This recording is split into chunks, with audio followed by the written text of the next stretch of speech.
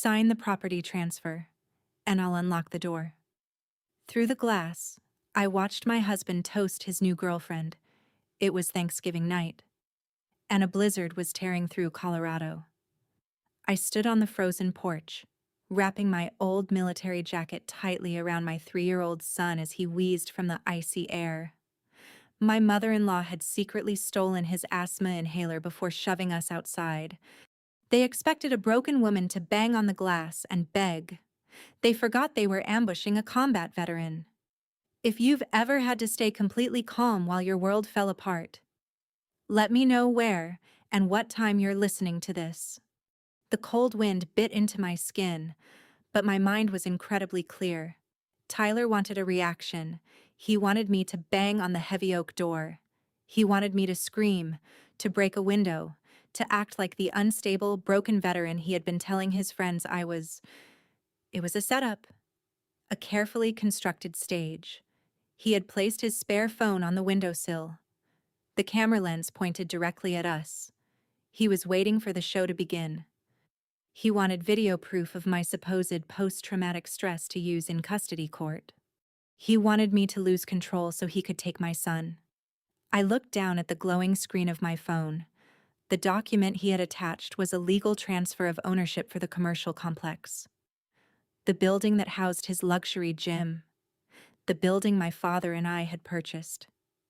He had left only the signature line blank. He was holding my son's health hostage for a piece of real estate. But the military does not teach you to panic when ambushed. It teaches you to assess the perimeter. I pulled Caleb closer. His breathing was growing shallow. The freezing air was a known trigger for his asthma. I reached into the side pocket of his diaper bag for his rescue inhaler. My hand found nothing but an empty fabric lining. I checked the main compartment. Nothing. Then, the memory clicked into place.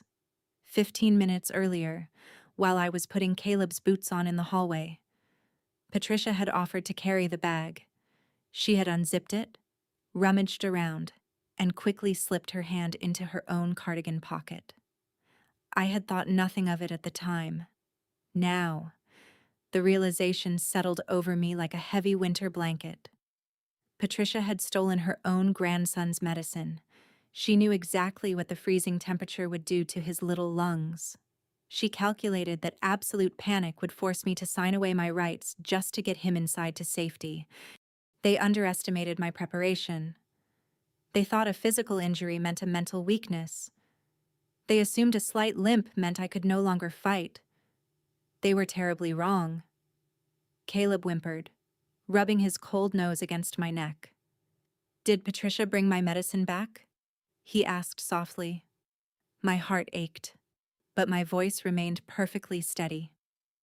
"No, sweetie," I whispered, pulling my coat tighter around him. "But we do not need it. We are going to the truck." I did not knock on the glass. I did not text Tyler back. I did not give his recording phone a single second of the dramatic breakdown he desperately needed.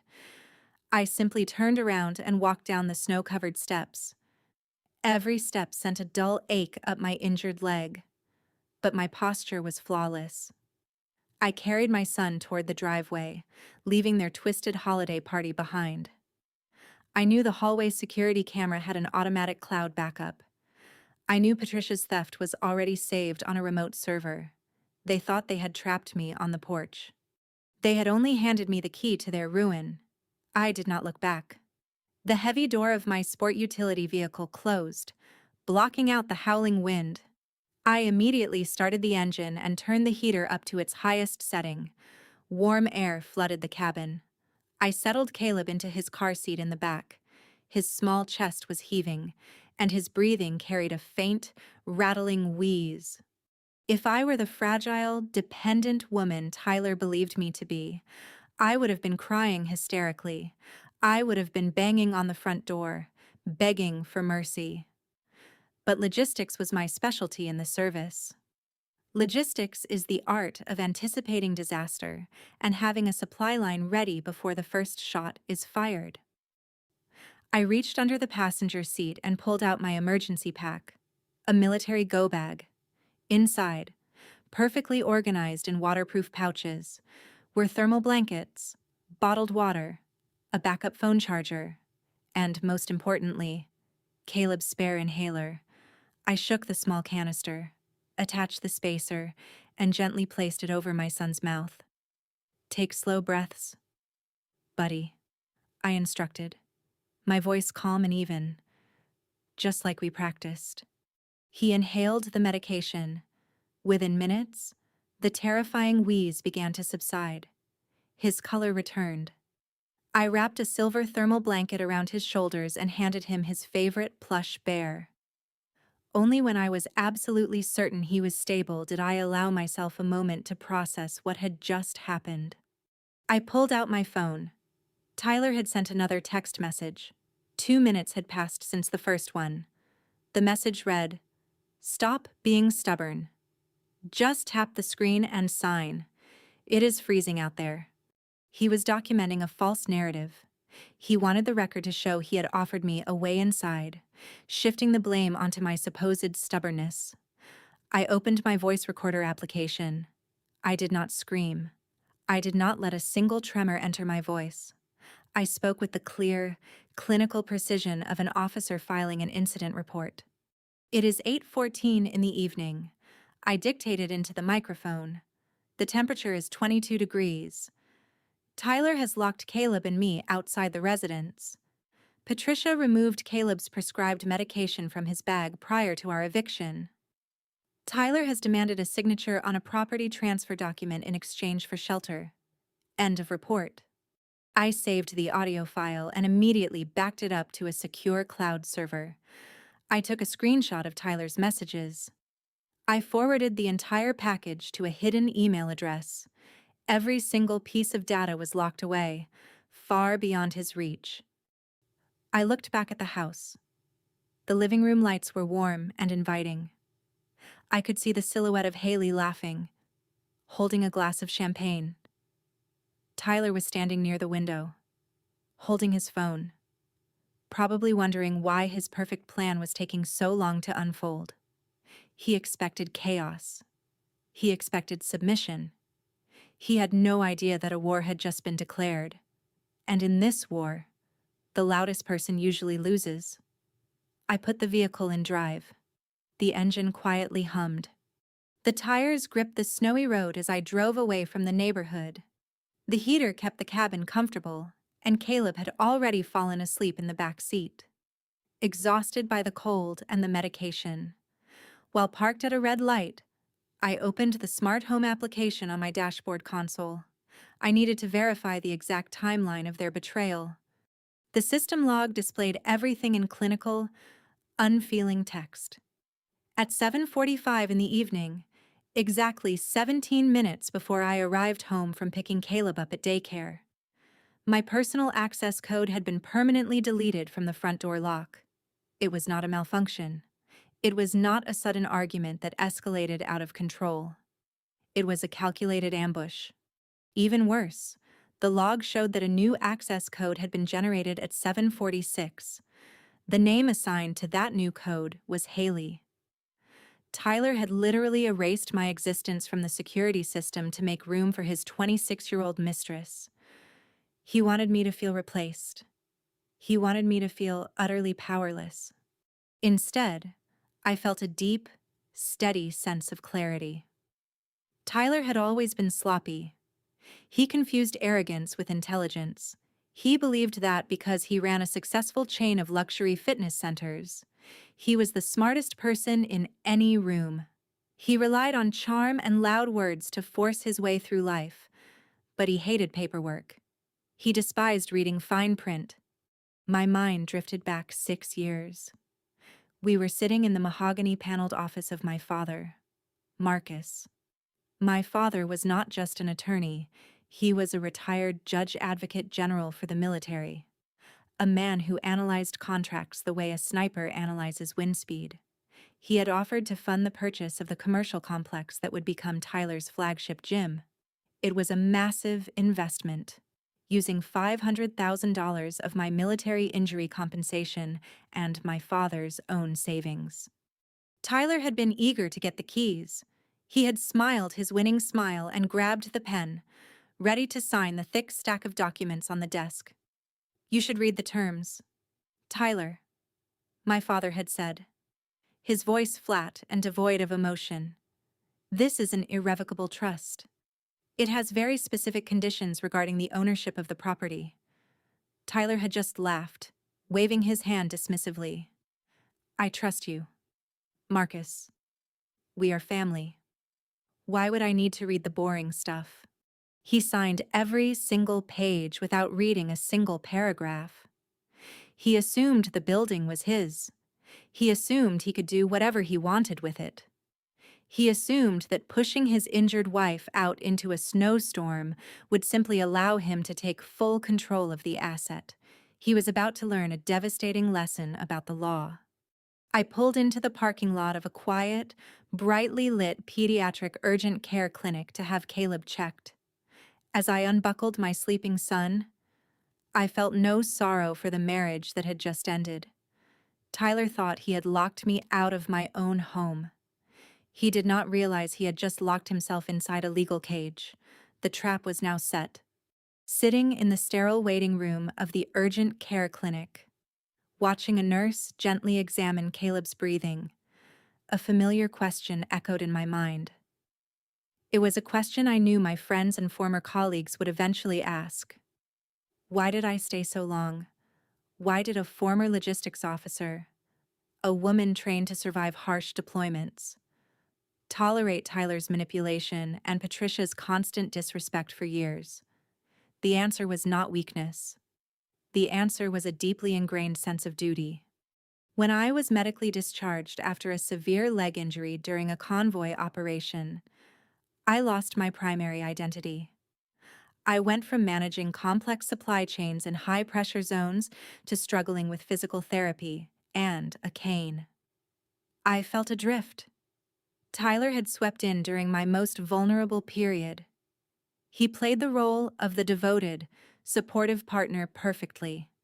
He quickly realized that my military background was excellent public relations for his luxury fitness brand.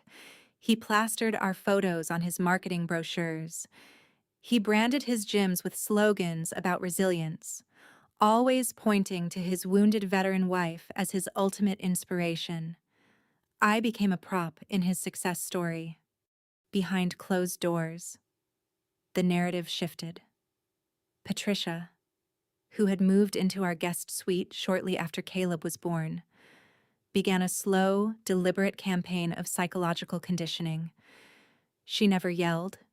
Instead, she used a soft, concerned tone to undermine my confidence. "You are just too rigid, Morgan," she would say when I asked Tyler to help with the household budget. "The military made you too harsh. Tyler is a creative soul. He needs flexibility. You should be grateful he is so patient with your physical limitations." Over time, they normalized their neglect. When Tyler missed dinner for the fourth time in a week, Patricia told me a good wife supports her husband's ambition. When he forgot Caleb's birthday because of a supposed business trip, she reminded me that marriage is about sacrifice. They weaponized my own core values against me. The military had wired me to believe in loyalty, in endurance, in sacrificing for the unit. I treated my marriage like a deployment. I believed that complaining about Tyler's late nights or Patricia's passive-aggressive insults was a failure of discipline on my part. A good soldier does not abandon their post just because the conditions are difficult. I stayed because I wanted Caleb to have a stable home.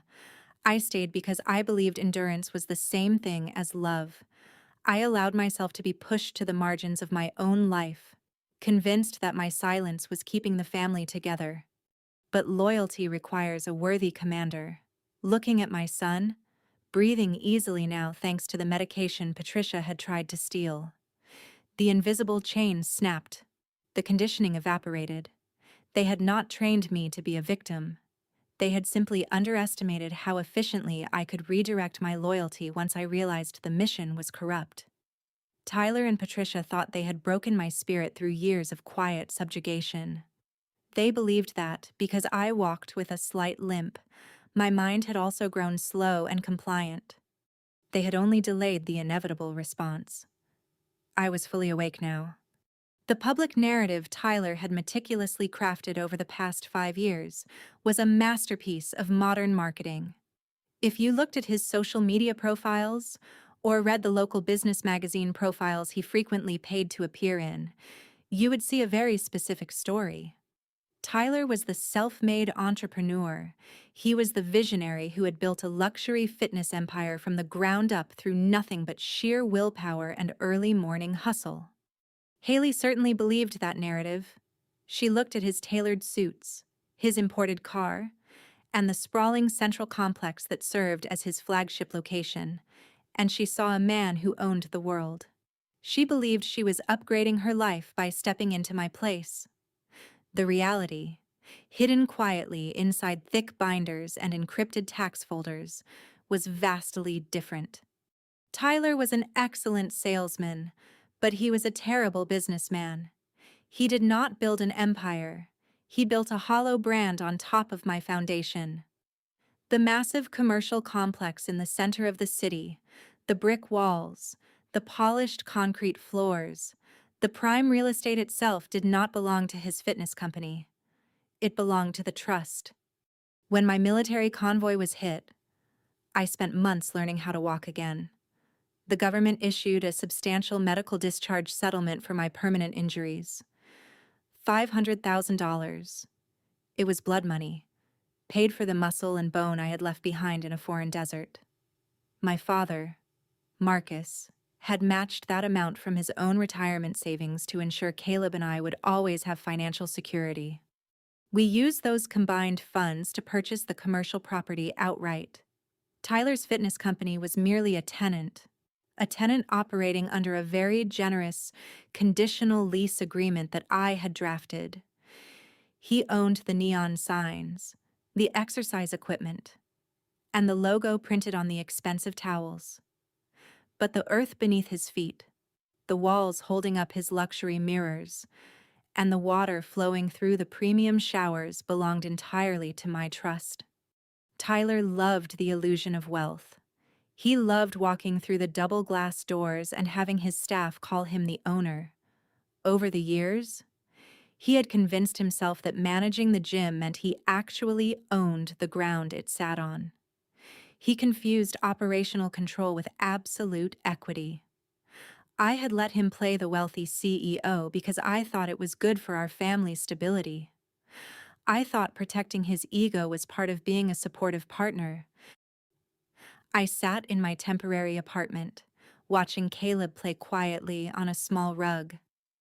I opened my encrypted laptop and pulled up the original property deeds. The digital seal of the state registry glowed brightly on the screen. Tyler was currently sitting in the master bedroom of a house he did not truly own, funding a lifestyle he could not actually afford, while parading a mistress who believed he was a millionaire. He had kicked me out of the building. He had no idea that I held the power to evict his entire identity. The illusion was ending. In the military, survival depends entirely on the quality of your intelligence network. You do not march into unknown territory without a scout. You do not engage an enemy without knowing their supply lines. When I transitioned back to civilian life, many of the people I had served with scattered across the country. But true loyalty does not simply expire when a contract ends. Yvonne had been a supply sergeant in my unit. She was brilliant with numbers, possessing a mind that could track thousands of moving parts across multiple combat zones without ever losing a single spreadsheet cell. After her service, she transitioned into corporate finance. She currently held a senior auditing position at the commercial bank that managed both my personal accounts and Tyler's business accounts. My phone vibrated on the kitchen counter of my small apartment. The caller identification displayed a restricted number. I knew exactly who it was. "Morgan," Yvonne said. Her tone was strictly professional, carrying the distinct cadence of a soldier relaying a priority message over a radio. Yvonne, it has been a while. I cannot discuss client details, she stated quickly. The banking regulations were strict, and Yvonne was not a woman who broke the rules, but she knew how to navigate around them. I am calling to suggest that you, as an authorized signatory on your joint portfolios, immediately log into the secure portal. I open my laptop. What exactly am I looking for? She paused. There was a steady hum of office background noise on her end of the line. I recommend you initiate a formal request for a complete, certified audit of all commercial loans processed in the last 14 months. Specifically, look at the collateral declarations. My hands hovered over the keyboard. Tyler has been taking out loans. I cannot confirm or deny that. Yvonne replied smoothly. But I can tell you that, as a former logistics officer, you should always verify your inventory. Someone has been moving supplies without updating the master ledger. A cold sensation settled in my stomach. Tyler was reckless with his credit cards, but commercial loans required rigorous documentation. They required property assessments. They required authorized signatures from the actual property owners. If he was moving massive amounts of capital, he was doing it behind a very thick wall of deception. Submit the audit request through the official channel today, Yvonne instructed. Once it is in the system, compliance requires us to process it and send you the hard copies. Nobody can stop that protocol. Thank you. Yvonne, keep your perimeter secure. Morgan. The line went dead. I did not waste a single second. I logged into the banking portal, navigated to the document request center, and typed out a formal demand for a complete financial review of all accounts connected to my name and my trust. I paid the expedited processing fee. Tyler thought his secrets were buried in digital vaults. He forgot that I knew exactly how to dismantle a vault from the inside. The financial system was just another supply chain, and I was about to audit every single link. The trap grew tighter. The digital files arrived from the bank's compliance department exactly 48 hours later. They were heavily encrypted, requiring dual-factor authentication to open. I sat at my small dining table, a cup of black coffee cooling beside me, and began the tedious process of cross-referencing the documents. Logistics is a discipline of details. Most people look at financial statements and see a confusing blur of numbers and legal jargon. I look at them and see a map. Every transaction is a vehicle moving from point A to point B. If you track the vehicles, you find the hidden base. It took me less than 3 hours to locate the anomaly. Tyler's primary fitness company was registered under the name Apex Elite Fitness LLC. That was the entity listed on all the gym memberships, the vendor contracts, and the marketing materials. But as I scanned a 50-page commercial loan application approved 8 months ago, a very subtle discrepancy caught my eye. The applicant seeking a massive line of credit was not Apex Elite Fitness LLC. It was Apex Elite Fitness Management LLC. It was a phantom corporation, a shell company designed to look exactly like the legitimate business. Tyler had created this mirror entity for one specific purpose: to bypass the banking safeguards. If he had applied using the original LLC, the bank's underwriting software would have instantly flagged the irrevocable trust and required my physical presence and signature as the primary property holder. By creating a new, nearly identical company, he presented himself to a different branch of the bank as the sole managing director of a fresh enterprise. He used the commercial complex as collateral, presenting fabricated lease agreements that heavily inflated the value of his business. He had effectively mortgaged a building he did not own, using a company that barely existed to secure a massive infusion of cash. My eyes scanned the allocation of the loan funds. The money had not gone toward upgrading gym equipment or expanding his franchise, as he had likely claimed in his business plan. The funds had been systematically drained into personal lifestyle expenses, high-end restaurants, expensive vacations, designer jewelry. He was bleeding a phantom company dry to impress a 26-year-old live streamer, all while using my trauma compensation as his safety net. I felt a brief flash of pure disgust, followed immediately by absolute focus. Tyler's arrogance was truly his greatest vulnerability. He had assumed that because I was busy managing Caleb's asthma and attending physical therapy for my leg, I had permanently disconnected from the financial reality of our lives. He thought he was a mastermind of corporate finance. In reality, he had committed federal bank fraud. He had created a paper trail so obvious and so legally disastrous that any competent prosecutor would simply have to connect the dots. He had constructed his own prison using fraudulent tax identification numbers and fake corporate seals. I did not call my lawyer immediately. I methodically downloaded every page, saved them to my encrypted drive, and printed physical copies to store in my go bag. I was gathering ammunition. He thought he was winning. Discovering the shell company was only the first layer of the deception.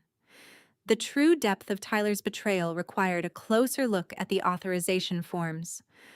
A commercial loan of that magnitude, heavily leveraging the property I owned, could not be approved purely on the existence of a mirror company.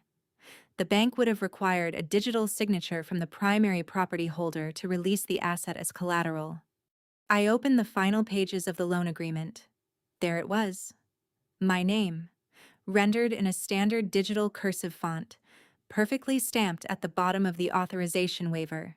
Morgan Elizabeth Hayes. I stared at the screen. The timestamp next to the digital signature read, October 14th, 10:42 a.m. I opened the calendar application on my phone and scrolled back to October. I did not need to guess where I was on that specific Tuesday morning. The military had drilled a relentless habit of scheduling into my routine. Every medical appointment, every therapy session, every minute of my day was documented. At exactly 10:42 a.m. on October 14th, I was submerged waist-deep in a heated hydrotherapy pool at the Veterans Affairs Rehabilitation Clinic. I had been working with a physical therapist to rebuild the atrophied muscle mass in my right leg. I remembered the intense pain of that specific session. I remembered gripping the metal railing of the pool, sweating and gritting my teeth while the therapist counted my repetitions. I possessed the medical check-in logs. I had the electronic toll receipts proving my vehicle was parked in the VA facility lot. The clinic's security cameras would have captured me entering the water. Furthermore, my mobile device had automatically connected to the clinic's secure Wi-Fi network at that precise moment. Meanwhile, the digital footprint of the signature, the IP address logged by the document signing software, traced directly back to the private router in Tyler's management office at the gym. He had sat in his comfortable leather chair and forged my consent while I was miles away, fighting through physical agony just to walk properly again. But Tyler had made one fatal, incredibly stupid mistake. He had used the name Morgan Elizabeth Hayes. Hayes was my maiden name. When I enlisted in the military, I legally dropped my middle name to streamline my documentation. All of my federal identification, my military discharge papers, and the irrevocable trust were registered strictly under Morgan Hayes. I had not used the name Elizabeth in over a decade. Tyler did not know his own wife's legal name. He had hastily typed out what he assumed was my full title into the digital signature generator. He was so detached from my reality, so completely absorbed in his own illusion of grandeur, that he had forged a signature for a person who did not legally exist on those specific property deeds. I highlighted the timestamp and the forged middle name. I saved the evidence into a newly created folder labeled Federal fraud. The anger inside me had completely solidified into something unbreakable. Tyler had crossed a line from marital betrayal into felony forgery. The evidence was absolute. The puzzle of Tyler's financial sabotage was nearly complete, but one crucial piece of the mechanism still did not make sense. I understood why Tyler needed the fraudulent loan money. He was funding his illusion of wealth and paying for Haley's expensive lifestyle. But what I could not figure out was Patricia's intense, almost frantic participation in my eviction on Thanksgiving night. Patricia had always been manipulative, but she usually preferred passive aggression over direct confrontation. Stealing Caleb's asthma inhaler and pushing us into a blizzard was a severe escalation. It was an act of desperate urgency. People only act with that level of calculated cruelty when there is a significant financial incentive involved. I returned to the massive spreadsheet tracking the flow of funds from Tyler's shell company. I bypassed the obvious expenses, the luxury car leases, the restaurant tabs, and filtered the data to look for recurring, scheduled transfers. There it was, a monthly automated clearinghouse transfer of $4,000. The recipient account was listed under a vague consulting firm. I ran a quick search on the state's business registry database. The consulting firm was registered to a residential address. It was Patricia's home address. Tyler was not just supporting his mistress. He was paying his mother a monthly salary out of the stolen loan funds. He had categorized it as a family consulting fee to hide the embezzlement from his own accounting staff. But the monthly payments were just the baseline of her complicity. As I dug deeper into a subfolder containing scanned email attachments from the loan application, I found a communication thread between Tyler and a high-end real estate developer in Florida. Tyler had placed a substantial deposit on a pre-construction beachfront vacation condo. The emails clearly stated that the final balloon payment for the condo was due the first week of December. Attached to the email was a glossy PDF brochure of the property. The title page of the brochure had been customized by the developer.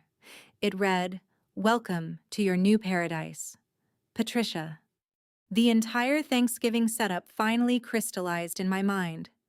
Patricia had not driven me out into the snow simply because she disliked my military rigidity. She had done it because her luxury condo depended on it. Tyler needed me out of the picture, entirely discredited and stripped of my assets, so he could finalize the sale of the commercial complex and secure the cash for his mother's beach house. Every insult she had ever thrown at me, every time she undermined my parenting, every moment she praised Tyler for tolerating my injuries, it was all entirely transactional. She had monetized her cruelty. She viewed my trauma and my son's safety as nothing more than acceptable collateral damage on her path to a Florida retirement. I printed the transfer receipts and the glossy condo brochure. I placed them in the physical folder next to the forged digital signature. They believed they had successfully removed a broken woman from their wealthy family. They did not realize they had just provided an experienced logistics officer with a complete map of their criminal enterprise. The investigation was over. The evidence I had gathered against Tyler was already enough to dismantle his life. The fraudulent commercial loan, the forged digital signature, and the secret payments to Patricia were severe financial crimes. I thought I had reached the absolute bottom of his deception. I thought there were no more boundaries he could possibly cross. I was wrong. The final warning from Yvonne had been incredibly specific, yet strangely vague. She had told me to check the dependents. At first, I did not understand what she meant. Caleb was 3 years old. He did not have a bank account. He did not have assets. He only had a social security number, which I kept locked in a secure file for tax purposes. I opened my encrypted drive and retrieved his 9-digit number. I navigated to a primary credit reporting bureau.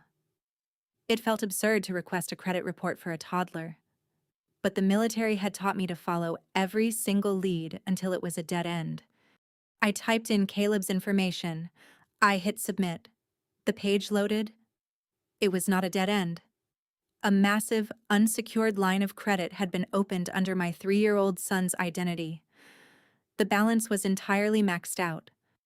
I stared at the screen, my breath catching in my throat. I scrolled through the transaction history. Tyler had used Caleb's stolen identity to secure an emergency corporate credit card. The purchases were explicitly detailed. Tyler had used the funds to cover the gym's payroll when his cash flow dried up. He had used it to purchase new, high-end elliptical machines to maintain the illusion of success. He had even used my son's credit line to pay for a luxury weekend getaway to a ski resort, a trip he had taken with Haley. While I was at home managing Caleb's asthma treatments, Tyler had not just betrayed his wife. He had financially compromised his own child. He had strapped a massive anchor of corporate debt to a boy who had not even started preschool. He did this to save his failing business and to save his pathetic image as a wealthy entrepreneur. Any lingering trace of sorrow I felt for the end of our marriage instantly evaporated. It was replaced by a cold, calculating void. When you are in a combat zone, you do not feel anger toward the enemy. Anger makes you reckless. You simply recognize them as a threat that must be systematically neutralized. Tyler was no longer my husband. He was an active threat to my son's future. I downloaded the credit reports. I saved the statements. I organized them into a master chronological file. I backed everything up to 3 separate offline hard drives. I did not shed a single tear. Crying would not erase the debt. Panic would not protect Caleb. Only precision could do that. I closed my laptop and walked into Caleb's room. He was sleeping soundly, his small chest rising and falling in a steady rhythm. I stood in the doorway, watching him in the dim light of his nightlight. Tyler thought he had secured his future by stealing from a child. He did not realize the magnitude of the enemy he had just created. The line was crossed. The next morning, I began the tactical withdrawal. In logistics, moving your assets out of a compromised zone without alerting the enemy is critical. Tyler still believed I was staying in a cheap motel, crying over our broken marriage. He thought I was paralyzed by the trauma of Thanksgiving night. I did not correct his assumption. I let his arrogance serve as my camouflage. I signed a 6-month lease on a quiet, secure apartment located 10 miles away from his flagship gym. The building had strict access controls and an underground parking garage. It was safe. It was easily defensible. I quietly moved Caleb's essential belongings while Tyler was busy running his morning fitness boot camps. I left no forwarding address. I left no notes.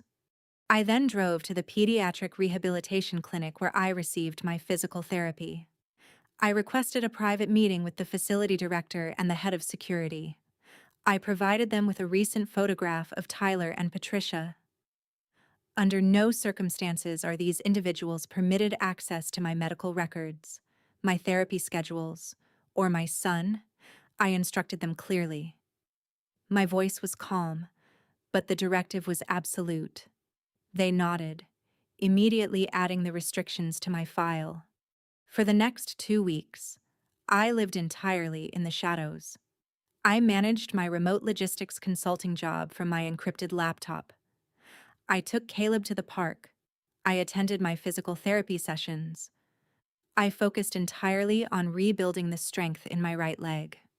The physical pain was sharp, but the mental clarity was unparalleled. Tyler sent sporadic text messages. They were a predictable mix of false concern and subtle threats. He asked when I was going to stop overreacting. He suggested that if I did not sign the property transfer soon, he would be forced to take legal action regarding my mental stability. He was trying to provoke a response. He wanted me to engage in a messy, emotional text war. I answered none of them. Every message was silently forwarded to my attorney. Every threat was documented and archived. My silence was not an act of surrender. My silence was a vacuum, and Tyler was desperate to fill it with the sound of his own voice. He was using this time to solidify his new life. Haley had moved the rest of her belongings into the house. Patricia was actively planning her retirement in the Florida condo she believed was already paid for. They were decorating for the holidays, completely oblivious to the financial earthquake building directly beneath their feet. I watched their public social media updates from a secure browser. Haley posted photos of her new designer bags. Tyler posted motivational quotes about overcoming adversity and building an empire. They were intoxicated by the illusion of their success. I did not feel the need to interrupt them. A structure built on fraud will eventually collapse under its own weight. I just needed to wait for the right moment to pull the final support beam. I made myself a cup of tea. Silence was my weapon. A tactical advantage is knowing what your enemy is planning before they execute it. During our marriage, Tyler had linked his primary email account to a shared cloud tablet we kept in the kitchen. He used it to play music and read news. When I packed Caleb's things on Thanksgiving night, I took the tablet. Tyler was too preoccupied with his new life to remember to change his passwords or remotely wipe the device. Through that forgotten tablet, I watched the internal cracks begin to form in his perfect new world. Haley was young, but she was not entirely foolish regarding her own security. She had moved into the house based on a very specific set of promises. Tyler had promised her a percentage of the gym's equity. He had promised her that the Florida vacation condo would be registered in her name. He was buying her loyalty with assets that belonged to my trust. Sitting in my new apartment, I watched the email threads populate on the glowing screen. The developer in Florida had sent the final closing documents for the pre-construction condo. Haley had apparently opened the email on Tyler's main computer. The follow-up messages between the two of them were frantic and incredibly revealing. Haley demanded to know why the name Patricia was listed as the primary beneficiary on the condo deed. Tyler's responses were a masterclass in desperate manipulation. He claimed it was a temporary tax strategy. He promised he would transfer the title to Haley immediately after the closing. He begged her to lower her voice, because the neighbors could hear them arguing. Haley did not care about the neighbors. She sent a furious reply. "You promised me that property. You told me the gym was making millions. Why is the bank sending default notices to the home addresses?" Tyler's financial house of cards was buckling.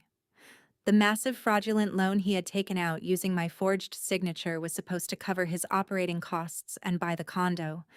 But his overhead was too high. The gym memberships were dropping.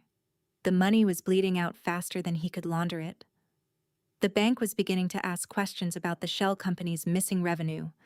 He had promised luxury to a mistress, a retirement home to his mother, and success to his investors.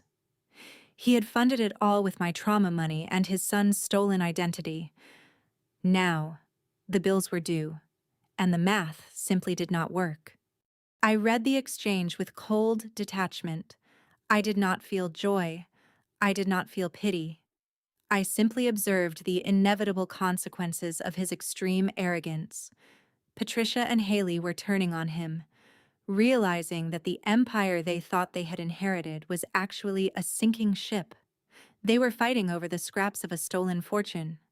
I locked the tablet and placed it inside my safe. They were destroying themselves from the inside out. They did not need my help to ruin their relationships. Their inherent greed was doing the job perfectly. I just needed to ensure the legal trap was completely inescapable when the final crash happened. The foundation was cracking. The breaking point arrived 3 weeks before Christmas. Tyler could no longer maintain his balancing act. The bank was pressuring him for updated commercial disclosures. Patricia was demanding the keys to her condo, and Haley was threatening to leave if he did not produce the equity he had promised.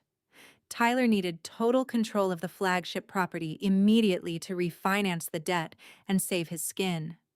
He decided to launch his final offensive, A process server knocked on the door of my secure apartment on a Tuesday morning.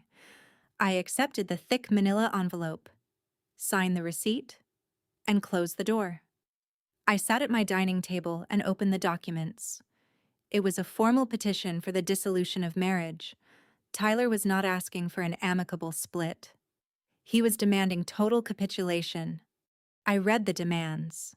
He formally requested 100% ownership of the commercial complex, citing that his management was the sole reason the property had any value. He requested that I be removed from all associated business accounts.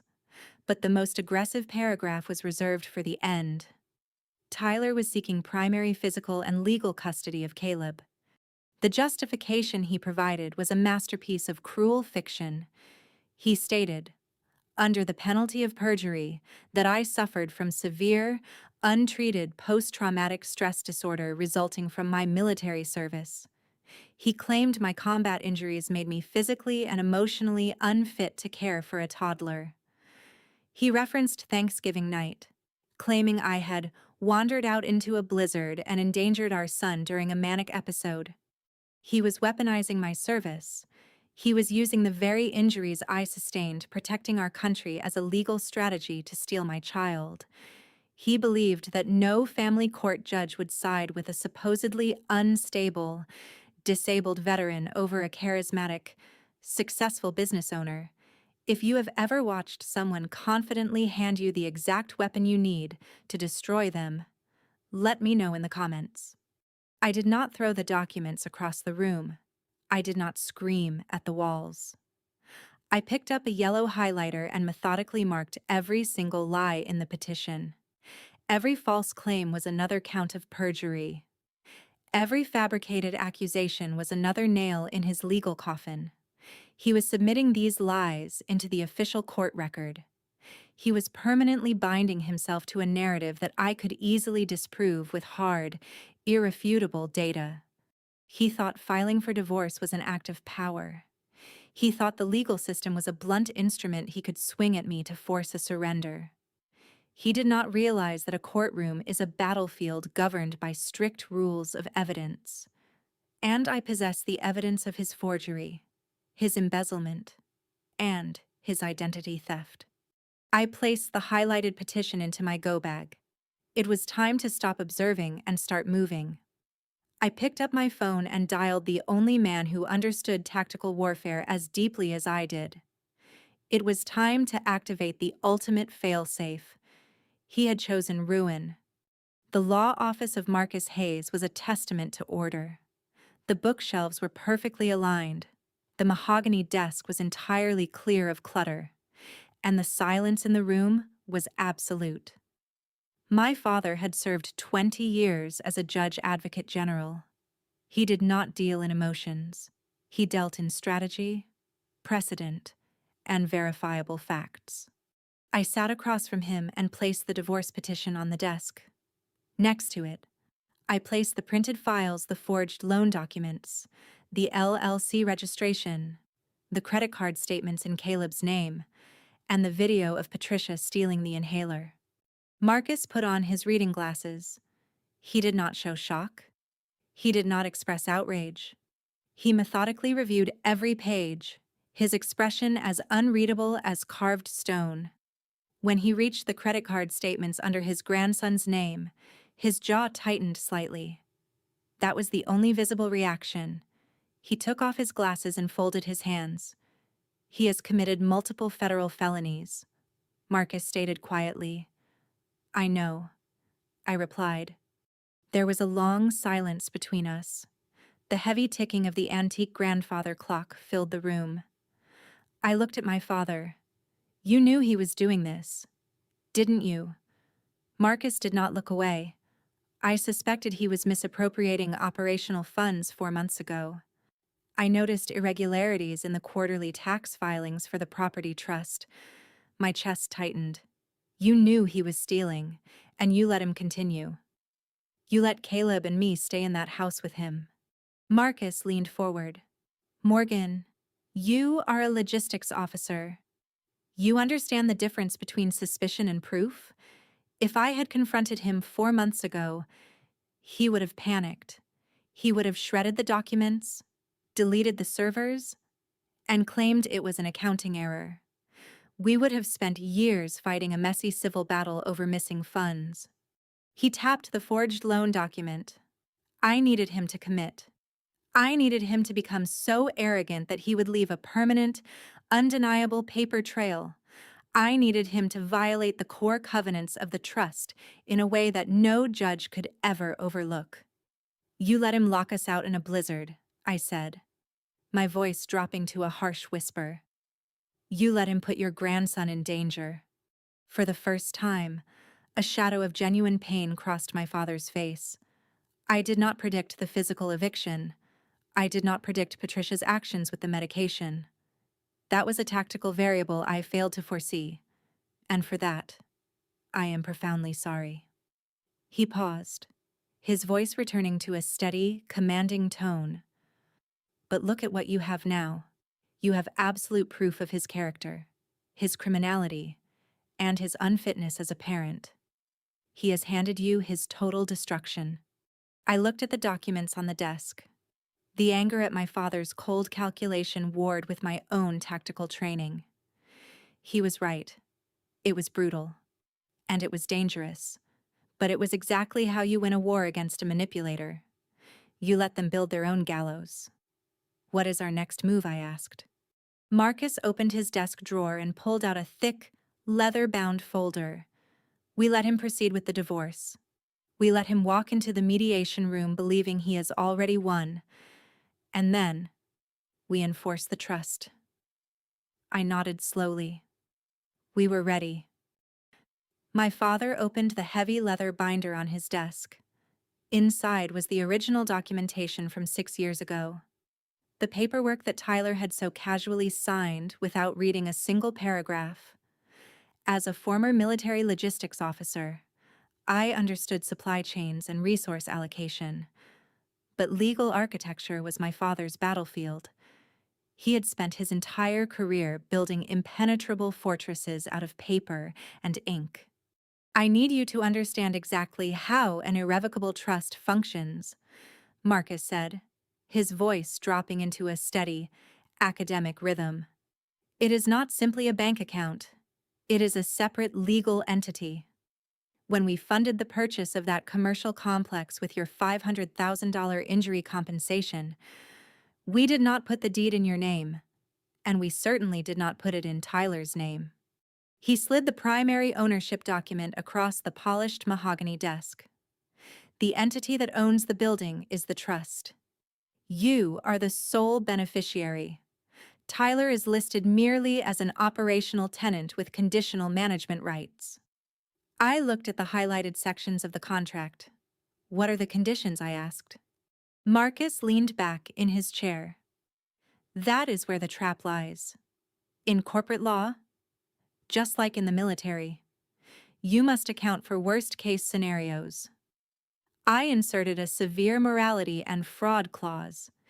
If the operational tenant Tyler commits intentional financial sabotage against the beneficiary or legally abandons the marital union, his management rights are instantly revoked. I traced my finger over the dense legal terminology. So, his fake shell company means nothing. It means less than nothing, Marcus confirmed. Tyler used a fabricated management company to take out a commercial loan against a property he never owned, because he triggered the fraud clause the moment he forged your digital signature. The trust automatically defaulted his position. He has no equity. He has no lease. He is essentially a squatter who has committed federal bank fraud on our property. The brilliance of the strategy washed over me. Tyler thought he had outsmarted the system by adding a single word to a company name and hiding behind a computer screen. He thought his aggressive personality could override a written contract. But the law does not care about your personality. The law only cares about the process. Justice through proper documentation is cold, exact, and entirely devoid of emotion. It does not require you to scream or cry. It only requires you to present the correct piece of paper at the precise moment your enemy assumes they have won. Tyler had spent years treating me as if I were a fragile, broken veteran who could not manage her own life. He had underestimated the meticulous, unyielding discipline of the people standing behind me. We had the financial records, we had the medical logs proving the forgery, we had the security footage proving the physical eviction and the theft of Caleb's medication. Every single piece of evidence was securely locked away, cross-referenced, and ready for deployment. I looked at my father. The anger in my chest had completely dissolved into pure, focused determination. "We are going to dismantle him entirely," I said softly. The trap was locked. The hardest discipline to master in any conflict is the art of waiting. When you possess the artillery required to obliterate your opponent, the natural instinct is to fire immediately. You want to see their shock. You want to hear their excuses. But strategic patience yields a much higher casualty rate. We did not respond to Tyler's aggressive divorce petition with a counterattack.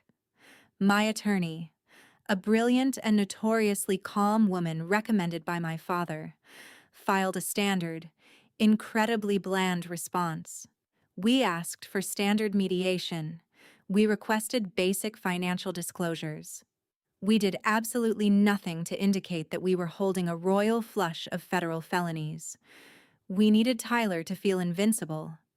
For the next 4 weeks, I focused entirely on my son and my physical recovery. I took Caleb to the indoor botanical gardens. We built massive towers out of wooden blocks in our new, secure apartment. My physical therapist noted a significant improvement in my gait. The dull ache in my leg was fading, replaced by a returning strength. Meanwhile, Tyler was busy performing for his audience. Through the shared tablet I had kept, I watched his digital life unfold. He hired a remarkably expensive, aggressive divorce attorney, known for bullying spouses into terrible settlements. He posted photographs on social media of himself standing in front of the flagship gym, using captions about fighting for his legacy. He even posted a subtly manipulative video about the hardships of dealing with a partner who suffers from mental instability. Haley was equally active. She posted pictures of the lavish holiday gifts Tyler had bought her using the stolen credit funds. She complained online about the stress of dealing with a bitter ex-wife who was trying to ruin their happiness. I watched it all without a single spike in my heart rate. I did not leave angry comments. I did not call mutual friends to defend my reputation. Defending yourself against a liar only gives their lies oxygen. You do not argue with a man who is actively tying the noose around his own neck. My attorney explained the final phase of the operation during a brief phone call. "The mediation hearing is scheduled for Tuesday morning," she stated. "Tyler's counsel has prepared an affidavit of financial disclosure. They are going to demand you sign over the commercial complex, and they are going to push for full custody based on your supposed military trauma." I looked out the window of my apartment. The snow had finally melted, leaving the streets clear and bright. "What do?" I asked. "You sit completely still," she replied. "You let him brag. You let his lawyer make all the threats they want. You let him sign the sworn affidavit declaring he owns everything and has hidden nothing. We do not strike until he commits perjury on the official court record." I understood the assignment perfectly. Tyler was about to walk into a room and swear under oath that his fabricated reality was the truth. He was going to permanently attach his signature to a series of massive, easily disprovable lies. I thanked my attorney and ended the call. We waited for the lie. The conference room at the mediation center smelled of stale coffee and expensive leather. I sat at the long glass table, my posture perfectly straight, my hands resting lightly in my lap. I wore a simple navy blazer and a white blouse. I did not wear makeup to hide the exhaustion of single motherhood, but my eyes were clear and steady. My attorney sat to my right, organizing a series of thick manila folders with precise, measured movements. My father, Marcus, was not present in the room. His involvement in the trust required him to remain a silent observer until the trap was sprung. The heavy wooden door opened. Tyler walked in. He was wearing a custom-tailored charcoal suit that likely cost more than a month of groceries. His hair was perfectly styled. He projected an aura of absolute authority. His attorney, a loud, red-faced man with a reputation for intimidation, followed closely behind him. I noticed Haley waiting in the hallway through the glass partition. She was holding a designer handbag, looking bored and impatient. Tyler did not look at me with regret or anger. He looked at me with pity. It was the look of a man who believed he was putting a wounded animal out of its misery. He sat down across from me and adjusted his cuffs. "Let us make this efficient," his attorney barked, dropping a thick stack of papers onto the glass table. "My client is willing to be generous. Despite the extreme emotional distress he has endured due to your client's erratic behavior, we have prepared a final settlement agreement." My attorney did not react to the aggressive tone. She simply nodded. "Proceed." Tyler's lawyer outlined the demands. Tyler would retain 100% ownership of the commercial complex and the fitness brand. I would receive a minimal cash payout. Tyler would assume primary custody of Caleb, citing my supposed combat trauma as a danger to the child. In order to process this settlement, my attorney said smoothly, we require your client to sign the sworn affidavit of financial disclosure.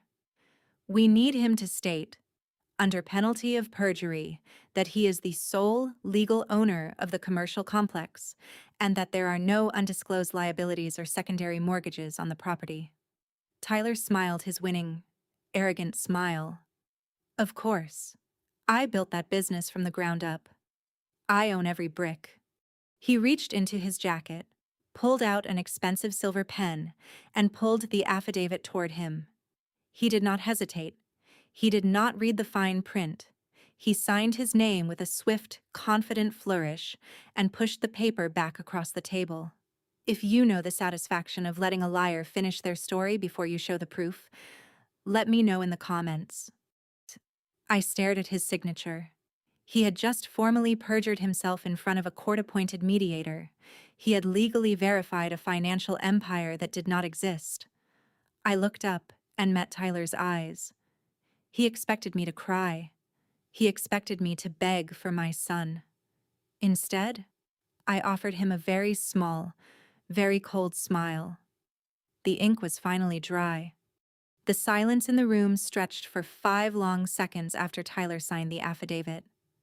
His attorney leaned back in his chair, crossing his arms, waiting for our inevitable surrender. Tyler checked his expensive watch, clearly anxious to get back out into the hallway to update his waiting mistress. My attorney slowly picked up the sworn affidavit. She placed it carefully into her briefcase. Then, she pulled out the first of 3 distinct manila folders. "Before we discuss custody or your generous cash offer," my attorney said, her voice remaining at a flat, conversational volume, "we need to clarify a minor discrepancy regarding the commercial complex." Tyler sighed dramatically. "There is no discrepancy. I just signed the declaration. I own it." My attorney slid a crisp, original document across the glass table. It was the property deed. "It is fascinating that you believe you own it," she noted, "because the state registry indicates that the property is owned entirely by the Hayes Irrevocable Trust. My client, Morgan, is the sole listed beneficiary." Tyler's lawyer frowned and snatched the paper off the table. He scanned the first page. His confident posture immediately vanished. "What is this?" he demanded, looking at Tyler. "You told me you held the deed?" Tyler looked confused. "I do. We bought it together. But my name is on the business license." Your name is on a commercial lease agreement. My attorney corrected him. A lease agreement that is contingent upon your ethical and financial compliance. She slid a second document across the table. This is the wire transfer receipt from 6 years ago. It proves that the $500,000 purchase price was funded entirely by my client's military injury compensation and her father's private accounts. Not a single dollar came from your assets. Tyler's face began to flush red. You are trying to steal my company. I built that brand. You built a logo, I said quietly. My voice did not shake. I did not raise my volume. I spoke with the icy precision of a commanding officer reading a disciplinary report. I own the bricks. I own the plumbing. I own the ground. His lawyer held up a hand, trying to regain control of the room. This is a technicality.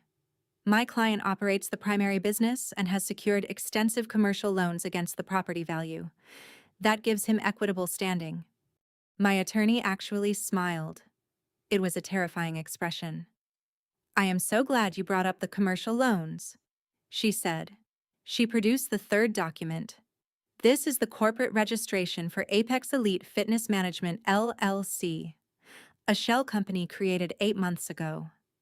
A company your client used to secure a massive line of credit, fraudulently claiming to be the property owner. The red-faced lawyer froze. He looked at the registration document, then looked at his client. The color drained from his face completely. He was an aggressive attorney, but he was not a fool. He knew exactly what federal bank fraud looked like on paper. Tyler opened his mouth to speak, but no words came out. He stared at the documents scattered across the glass table. His empire was a ghost. Panic is a highly predictable emotion. When a narcissist is cornered by undeniable facts, their brain short-circuits. They abandon logic and desperately grasp for any available weapon, no matter how blunt or ineffective. Tyler's breathing became shallow. He looked wildly between his silent attorney and my perfectly calm expression. That loan is entirely legal, Tyler suddenly shouted, slamming his hand on the glass table. The sharp noise echoed in the sterile room. Morgan signed the authorization waiver. She knew about the shell company. I have her digital signature on the bank documents. He was digging his grave with astonishing speed. My attorney did not flinch at his outburst. She simply reached into her briefcase one final time. She pulled out a thick stack of medical records, each page stamped with the official seal of the Veterans Affairs Hospital. You are referring to the digital signature time-stamped on October 14th, at exactly 10:42 in the morning, my attorney stated. The signature that conveniently used my client's maiden middle name, a name she has not legally used since she enlisted. She slid the medical logs across the table. According to federal facility records, GPS data, and security logs, my client was submerged in a hydrotherapy pool undergoing intense physical rehabilitation at that exact minute. She was 30 miles away from the IP address that generated the signature, an IP address that traces directly to the private router in your gym office. Tyler's mouth opened and closed. He looked like a fish suffocating on dry land. His attorney slowly placed his pen down on the legal pad. The metallic click was the loudest sound in the room. He realized his client had not just lied to his wife. He had lied to his legal counsel. Now, regarding your demands for full custody based on my client's supposed instability, my attorney continued smoothly. You claim she recklessly endangered your son during a winter storm on Thanksgiving night. I did not let my attorney finish. I reached out and turned my laptop screen around to face Tyler. I pressed play on the video file. The high-definition footage from the hallway security camera filled the screen. It showed Patricia, Tyler's mother, rummaging through Caleb's diaper bag. It showed her pulling out the red and white asthma inhaler. It showed her slipping it into her pocket with a calculated, malicious smirk, before Tyler locked the front door. Tyler stared at the screen. The blood completely vanished from his face.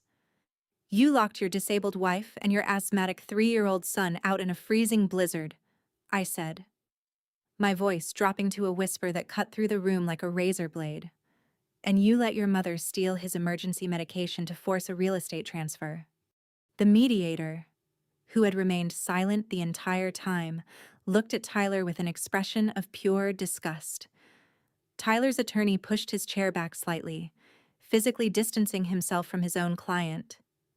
The narrative of the successful businessman and the unstable veteran wife was entirely dead. The truth was laid out in medical charts, IP addresses, and high-definition video. There were no more lies to spin. There were no more excuses to yell. They had nothing left. A successful military operation often relies on the unpredictable variables of the enemy's camp. When a commanding officer builds their authority on deception, loyalty within the ranks evaporates the moment the supplies run out. Tyler had spent months managing a delicate illusion, promising the same stolen resources to multiple people. He promised a luxury Florida condominium to Patricia for her retirement. He promised the exact same property to Haley as a token of his ultimate commitment. 2 women, 1 forged asset. It was an incredibly fragile structure, and it was about to shatter right inside the mediation room. The heavy glass door opened. Haley walked into the room. She did not look like the confident, arrogant live streamer who had mocked me on social media. Her designer makeup was smudged, and her expression was a mask of pure, unadulterated fury. My attorney had issued a formal request for her presence as a relevant witness to the Thanksgiving incident. Tyler had clearly told her to wait in the hallway, assuming he could handle the negotiation and shield her from the financial reality. He assumed wrong. Haley ignored Tyler completely. She walked straight to the center of the glass table and dropped a silver digital drive onto the polished surface. She then pulled out a printed copy of the property deed for the Florida condominium. "You told me you were finalizing the paperwork for us," Haley said, her voice trembling with rage. "You told me the condo was in my name. I just called the developer. The deed is registered to Patricia. You used me to promote your brand while you bought a beach house for your mother." Tyler stood up, his face pale. "Haley, this is not the time. We can discuss this outside." "There is nothing to discuss," she fired back, turning to the mediator. "He is lying about everything. He told me his wife was unstable. He told me she willingly left the house on Thanksgiving because she was having a mental breakdown." She pointed directly at Tyler. "That was a complete lie. He planned the entire eviction." Haley looked at my attorney. "The digital drive on the table contains the full, unedited live stream I accidentally broadcasted that night. It proves he ordered the doors locked. It also contains screenshots of text messages where he explicitly outlined his plan to push Morgan to the breaking point so he could use her military medical history to take full custody of their son." Tyler's attorney buried his face in his hands. The legal definition of character assassination was currently playing out in real time, provided by his own client's mistress. Haley was not stepping forward out of the goodness of her heart. She was stepping forward out of pure self-preservation. She realized the sinking ship was about to take her down, and she was aggressively cutting her ties to the anchor. I looked at Tyler. He was entirely speechless. The charismatic, persuasive entrepreneur who relied on charm to navigate life had finally encountered a situation he could not simply talk his way out of.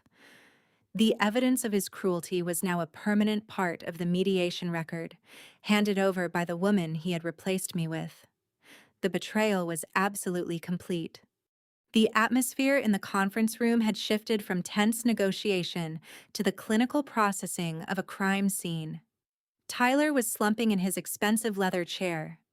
Haley had stormed out of the room after delivering her digital evidence, leaving him entirely isolated. His attorney was quietly stacking his papers, clearly calculating how quickly he could formally withdraw his legal representation without violating professional ethics. They thought the execution was over. They thought the revelation of the forged trust documents and the Thanksgiving ambush was the absolute bottom of Tyler's descent. But in logistics, you do not stop the audit until every single missing asset is accounted for. I turned to my attorney and gave her a very slight nod. It was time for the final payload. My attorney reached into the deepest pocket of her briefcase. She did not produce a thick file this time. She produced a single, crisp sheet of paper. She placed it perfectly in the center of the glass table, pushing it slowly toward Tyler and the mediator. We have established a documented pattern of severe financial fraud and emotional manipulation, my attorney stated, her voice as smooth and cold as polished steel. However, the most concerning element of this dissolution is the matter of child custody. Your client has repeatedly claimed my client is unfit to protect her son. She tapped the single sheet of paper. I suggest we look at exactly how Tyler protects his son. Tyler frowned, leaning forward to read the document. His eyes scanned the top line, and then his entire body went rigid. The document was an official credit bureau report. Tyler, I said, my voice steady and completely devoid of emotion. Would you like to explain to the mediator why a 3-year-old boy currently holds $35,000 in unsecured commercial debt? The mediator inhaled sharply and reached for the paper.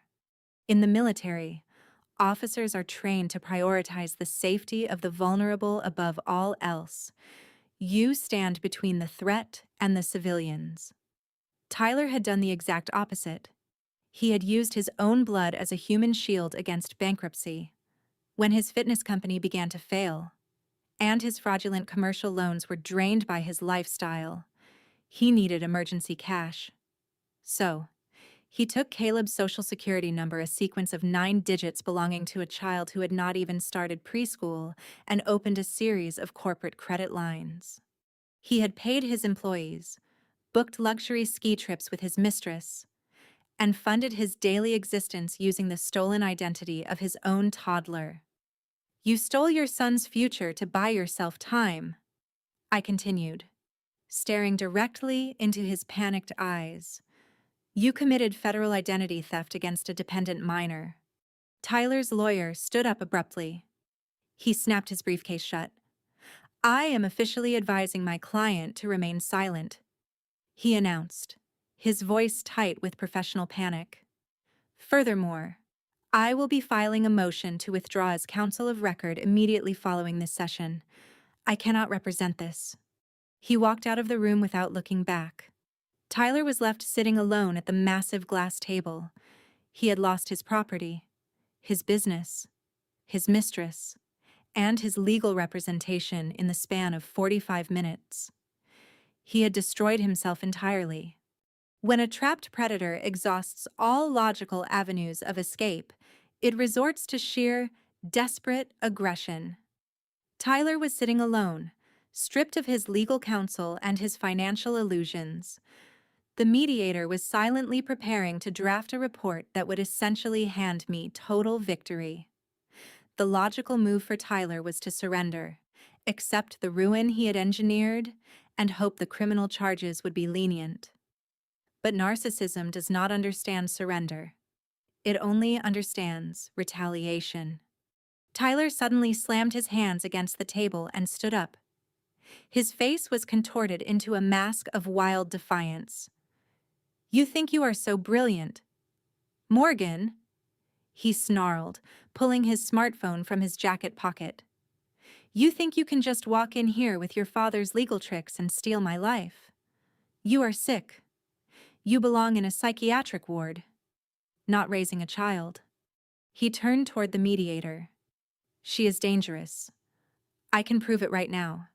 The trust is invalid because I signed it under emotional duress. And she cannot have custody because she is a violent risk. He aggressively tapped his screen and threw the phone onto the center of the table. A video began to play at maximum volume. It was footage from our living room security camera, dated 4 months ago. In the video, I was standing near the fireplace, holding a glass of water. Suddenly, my entire body violently flinched. I dropped the glass, sending water and shards scattering across the hardwood floor. I collapsed to my knees, shaking uncontrollably, wrapping my arms defensively over Caleb, who had been playing nearby. I looked terrified, erratic, and deeply unstable. Tyler pointed a shaking finger at the screen. "Look at her," he shouted, his voice echoing in the small room. "That is severe, untreated trauma. She completely lost her mind over nothing. She is a hazard to herself and my son. You cannot legally enforce a property transfer or grant custody to someone experiencing violent psychotic breaks." The mediator watched the video, a flicker of genuine concern crossing her face. In family court, visual evidence of psychological instability is a devastating weapon. Tyler had selectively saved this specific clip, removing the context, intending to use my military service as the ultimate character assassination.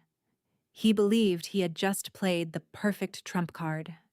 He thought he had successfully flipped the narrative, turning the wealthy victimizer into the concerned, protective father. He stood tall, crossing his arms, looking down at me with a triumphant, malicious sneer. He expected me to break.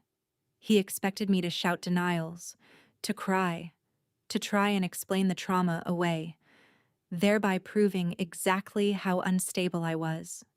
I did not move a single muscle. I did not blink. I felt my father, Marcus, watching me from his silent position in the corner of the room. He knew exactly what I was about to do. A logistics officer anticipates the enemy's final desperate strike. We knew he had this footage. We had simply been waiting for him to introduce it into the official record. I slowly reached into my bag and pulled out my laptop. I was ready for this. I opened my laptop screen and angled it toward the mediator. Tyler's triumphant smile faltered slightly, but he kept his arms crossed, clinging to his fabricated narrative. He had shown them a selectively edited clip. I was about to show them the unedited reality. "You are correct that the video demonstrates a severe reaction," I said, my voice maintaining a low, even pitch. "But you deliberately altered the audio track to remove the context." I pressed play on the master file I had secured months ago. The video showed the exact same scene in the living room. I was standing near the fireplace, holding the glass of water. But this time, the audio was intact, from just off camera. Tyler's voice could be heard laughing. Then, a massive, deafening explosion ripped through the audio feed. It was the distinct, concussive crack of a heavy-duty commercial firework being detonated indoors. In the video, my military training instantly overrode my conscious mind. I did not lose my mind. I executed a protective dive. I dropped the glass, threw my body over my 3-year-old son to shield him from shrapnel, and scanned the perimeter for a threat. As the smoke cleared, the video showed Tyler walking into the frame, holding a lighter, laughing hysterically at his own cruel prank. The mediator gasped, covering her mouth in sheer horror. Tyler's face turned the color of ash. "You intentionally detonated a high-yield explosive inside a closed residence, directly behind a combat veteran," I stated clinically. "You did this specifically to trigger a physiological response, which you then recorded and edited to use as blackmail in a custody dispute." I did not stop there. My attorney handed the mediator a thick-bound file. "These are my client's comprehensive psychological evaluations from the Veterans Affairs Hospital," she explained. "She has undergone extensive therapy. She is fully cleared, highly functioning, and possesses an exemplary parenting evaluation.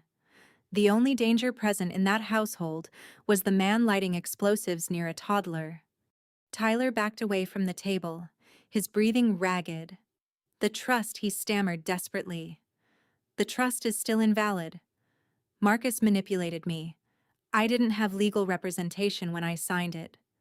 My father, Marcus, finally spoke. His voice was like a gavel striking wood.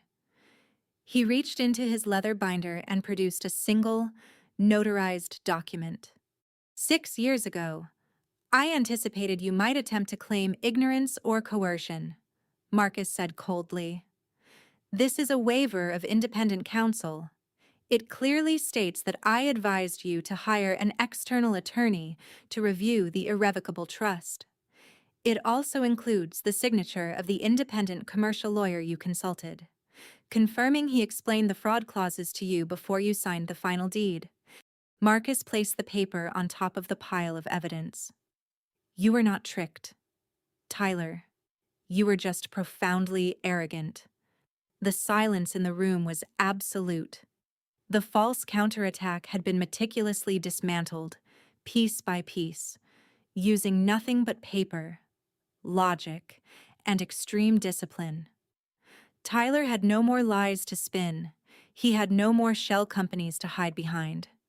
He was a man standing completely naked in the center of the trap he had built himself. The war was finally over.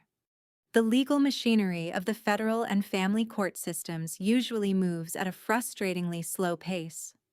However, when a judge is presented with an emergency injunction backed by irrefutable, documented proof of bank fraud, child identity theft, and the activation of an irrevocable trust, the system operates with devastating speed.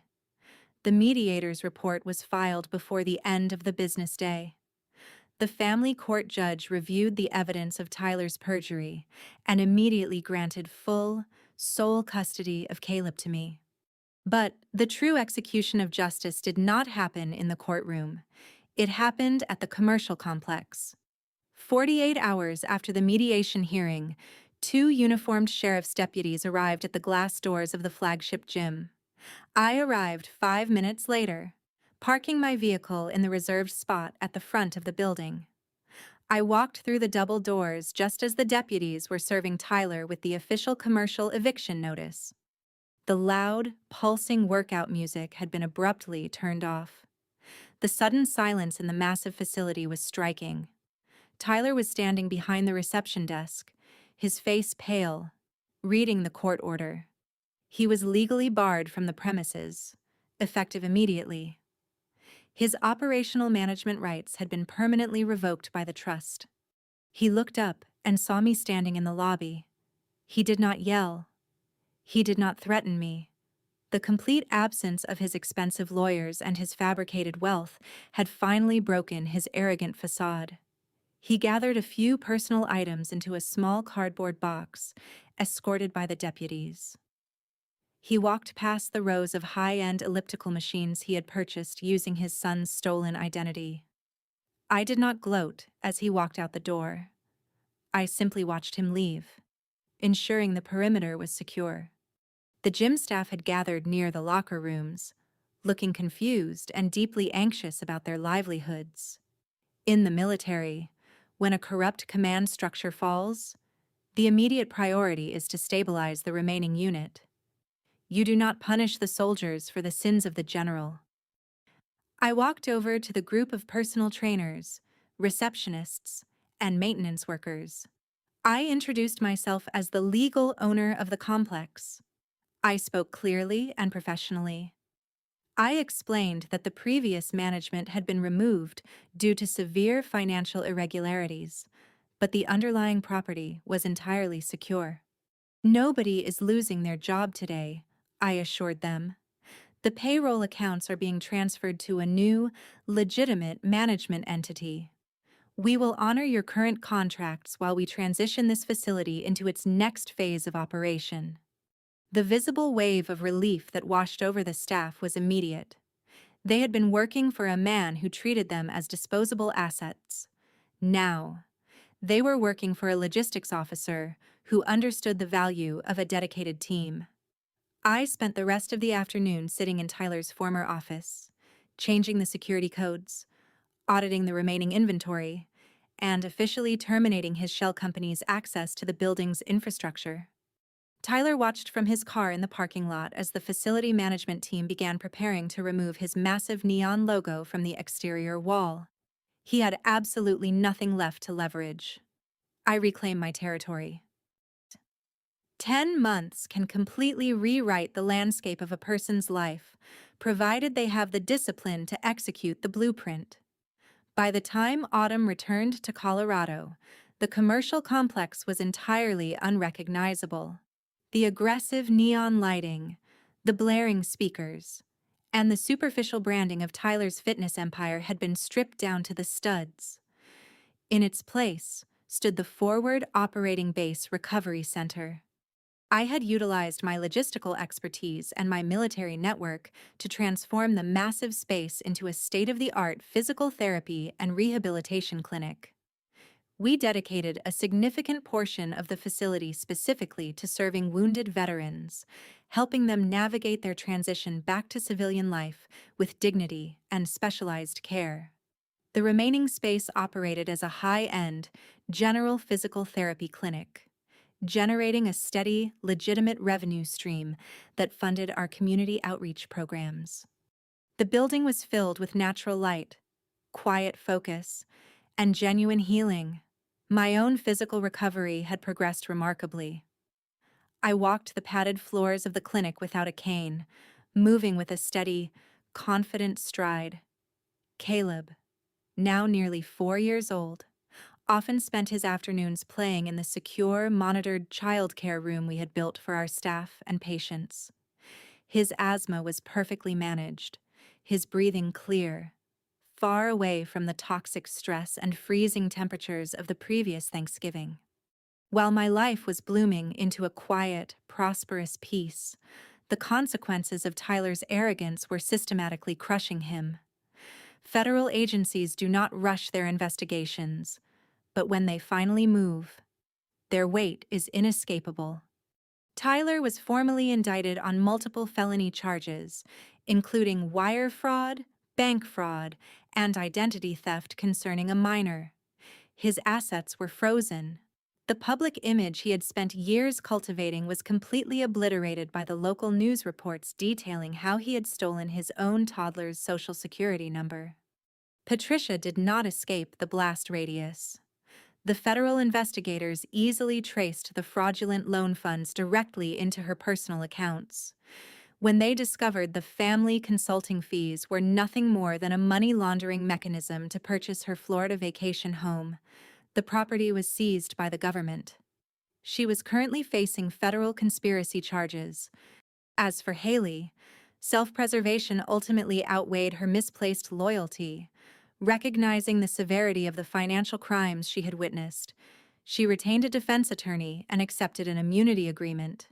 She turned over every text message, every email, and the infamous Thanksgiving livestream to the prosecutors in exchange for a lighter sentence regarding her own minor involvements. They had turned on each other the exact moment the stolen money disappeared. The artificial family dynamic, built entirely on mutual greed and the manipulation of my trauma, had collapsed into a bitter legal war where they were all scrambling to avoid prison. They were no longer my problem. They were simply a cautionary tale recorded in federal court documents.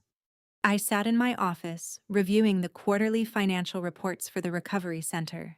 The numbers were exact, the ledgers were balanced, and the future was entirely under my control.